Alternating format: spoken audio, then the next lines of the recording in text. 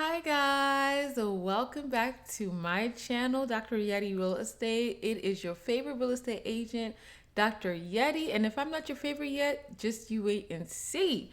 Today I wanted to just touch on a topic that a lot of people are going through right now, and that is a lot of new homeowners are experiencing, spikes in their mortgage payments, and they're not really understanding why these things are happening and what can be done because it is possible to resolve it.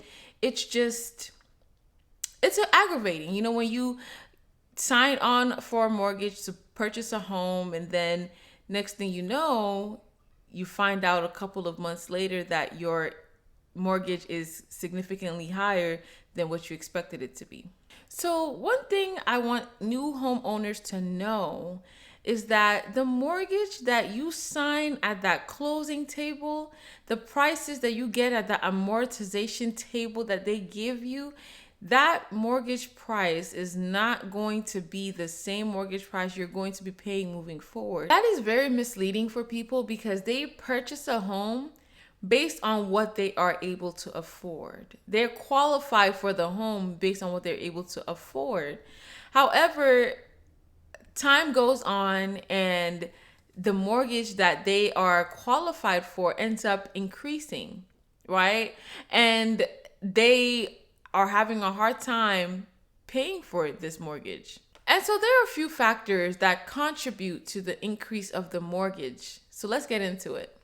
So today I want to begin with my favorite, or one of my favorite scriptures in the Bible, and that's Romans 8:28. And it goes, "And we know that all things work together for good to those who love God and to those who are called according to his purpose." So when you first purchase a brand new home, meaning this is a home that is brand new, no one else has lived in it, there are a few things that you need to consider when you're purchasing this home. One, you need to understand that when you purchase this home, or before you even purchase this home, there are things in the house that will not be included when you close on that property. So, for example, if you want a fridge in the house, you're going to have to pay more. If you want a washer and dryer in the house, you're going to have to pay more. But when I say more, I'm not talking about the same price as if you were to go to the store and buy this fridge. The fridge could probably be $1,000, but when you are saying you want them to add that fridge into your house, you're looking at $3, $4, $5,000 added onto your mortgage. And then, you have the washer and dryer that you want to add onto it. So let's say you decide that you want to purchase the home without these items included in the house. You're going to have to factor in the fact that you need to purchase these appliances after you have closed on the house. Let's talk about HOA. Most, if not all, new construction properties in the US right now are aligned with a HOA, a homeowners association. And typically HOAs include HOA fees. And a lot of homeowners, when they sign on to a new construction property, the HOA fees typically are less. So maybe you're paying $99 a month for HOA fees. HOA has the right to increase or decrease their fees as they wish. Typically, it's an increase and never really a decrease. So expect that $99 that you're paying right now could jump up to $110, $120, $500, even up to $1,000 or more. HOA has no limits, no bounds. They are capable of increasing their fees. And so a lot of people, when they sign on to purchase this property, they are blindsided by the increase of their HOA fees that causes their mortgage to go up by an extra 50%, up to even an extra 100% on their mortgage. And so a lot of people kind of shy away from purchasing properties that have HOA fees, which limits people's desire to purchase homes in new construction neighborhoods. Another thing with HOA is that you can sue them. You can definitely sue them to cause them to reduce the cost of the fees that they're charging you. And there are things that you can do, but do know that if you were to lose this lawsuit, you will have to pay their lawyer fees and every other fees and more, damages and whatnot, if you choose to go this route. So just be cautious of that, okay? Another thing about brand new construction is the taxes. People don't really factor in the taxes when they're purchasing their brand new builds. So when you purchase a home that was newly constructed, meaning you didn't really get to see the property, the specific property that you were going to close on, but you knew where the property was going to be, you knew the land, the plot, and all that things. Just know that when you are getting that amortization table with the prices of your mortgage that you're going to be paying every single year or every single month, do know that the taxes that are included in those mortgages are the taxes only on the land. So let me explain what I mean by this.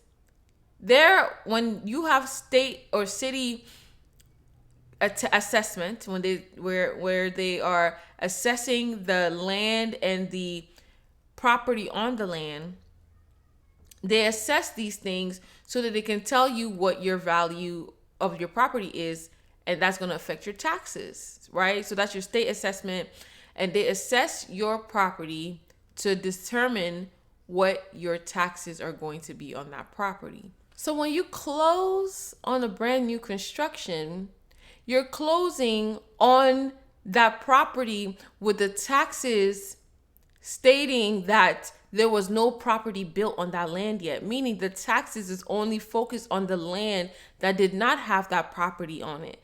So if the land was $55,000, okay, without the property on it, just know that the taxes that are associated with the amortization table that is given to you is based on that land, that $55,000 land that was there without the property on it. So then the following year, when you get your new tax bill, just know that your price for your tax will be significantly higher than it was the previous year, because now there is property on top of that land. And now the value of that land itself has gone up from $55,000 to $65,000. And that property on top of that land is probably $500,000. So now you have them assessing a $65,000 land plus a $500,000 home. So imagine what the taxes would be like when they assess all of this combined. It's going to increase your mortgage significantly. And so I know there's some people that are saying, okay, I want to sell my house now. This is a new build. I do not want to keep paying this. I cannot afford this mortgage. I need to get out of this ASAP. Well, guess what? This is a brand new build. You purchased the property at market value. So most likely there is going to be very little to any equity on that property that you purchased. So you're going to have to wait a very long time for any form of equity to be built. So it's either you resell it for the exact value that you bought it for, or you short sale and sell the property for lesser than what you bought it for, that's not good. So now let me talk about properties that are resale and new build. So this encompasses all properties, all homes, if you want to purchase any type of home, townhomes, any form of homes. So mortgage insurance. Mortgage insurance, if you do have mortgage insurance, because some type of loans, such as the VA loan, do not require a mortgage insurance. But if you do have mortgage insurance, just know that the rate of the mortgage insurance can change at any moment. So the following year, the rate of the mortgage insurance can go up or it can go down, but typically it goes up. So one of the ways you can get out of this is you can actually shop around for mortgage insurance around the country that you can qualify for, and that could potentially reduce your mortgage price, because the mortgage insurance also is a huge factor on what your mortgage cost is every month. So now I want to talk about taxes again. This time I'm talking about taxes for all the properties. Just know that the taxes for properties typically go up, considering that there is inflation. You're going to see at least some form of increase in your taxes every single year. Otherwise, you're saying that your value isn't appreciating in value. Typically, the taxes will continue to go up. However, one thing I will say is, I want to say within a couple of months of owning a property, the mortgage can go up significantly once it's time for you to pay those taxes and it comes out of your escrow. Okay? So what happens is your escrow pays for your taxes, and then you have to pay that balance into your escrow. Okay? And so your taxes can jump up from, let's say you're paying $1,000 a year on taxes for your property. It can jump up from $1,000 to $4,000, which can cause a significant jump in your mortgage cost every single month. So what you can do to overcome this is to file a homestead tax exemption. If you file a homestead tax exemption and you live in that property, you will be exempt to paying taxes on your home. And that will cause a reduction in your mortgage every single month. So that's something that I will highly suggest every single person to do. If you are living in a home, you have a home and you own this home, consider filing a homestead tax exemption, and that will significantly decrease the cost of your mortgage every single month, okay? However, in order for you to qualify for a homestead tax exemption, you must occupy that home, and it must be your primary residence. You cannot rent out the house and expect to be able to qualify for this exemption. That's not possible.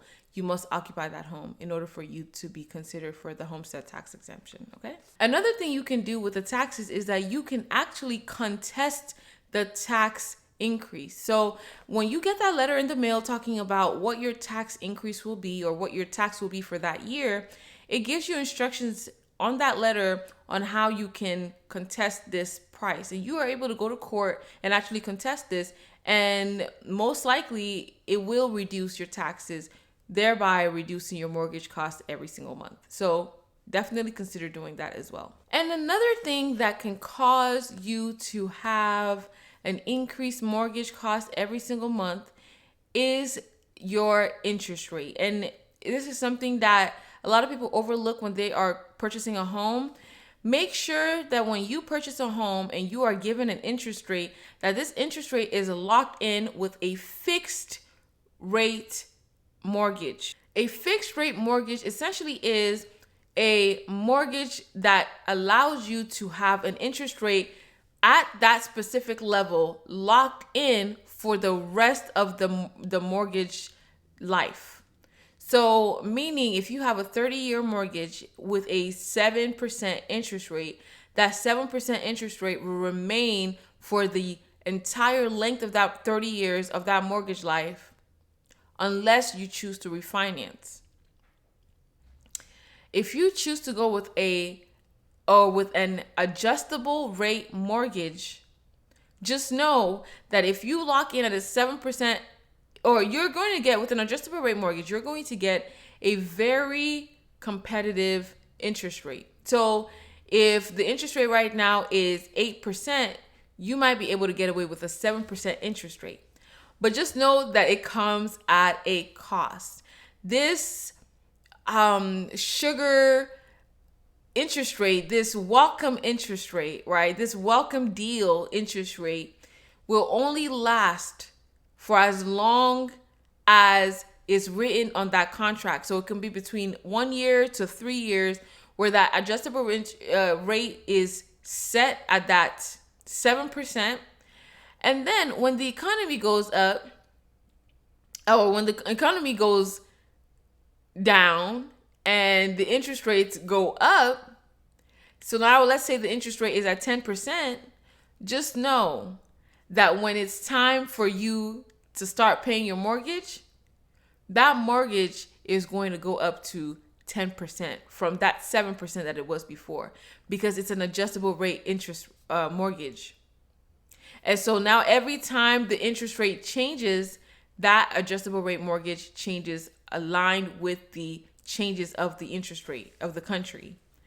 So if you want to lock in on a good interest rate, because I will give you an example.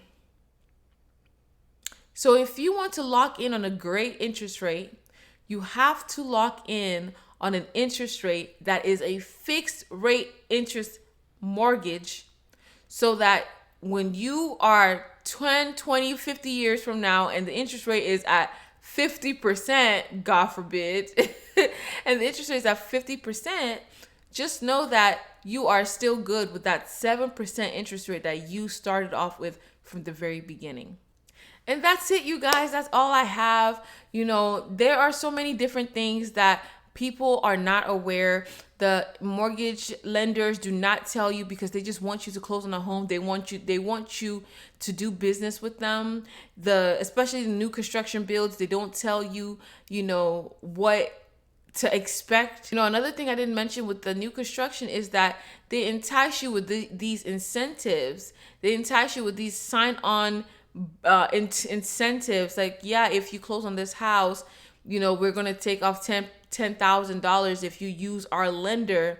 But there are some fine print things that you are not aware of that might even make you pay more than if you were to use a different lender. Okay, so you have to be very cautious of these things. You have to look at the fine print, and if necessary, you need to hire a lawyer to be able to look over these things for you, to be able to recognize certain things on your contract that you are not aware of. Because real estate agents, we are great at looking at contracts to buy and close on a house, but when it comes to the lending aspect of things, we are not specialists. Okay, so it's either you hire a lawyer or maybe hire another lender that you really trust that can look over these things for you and can give you great advice on how to move forward.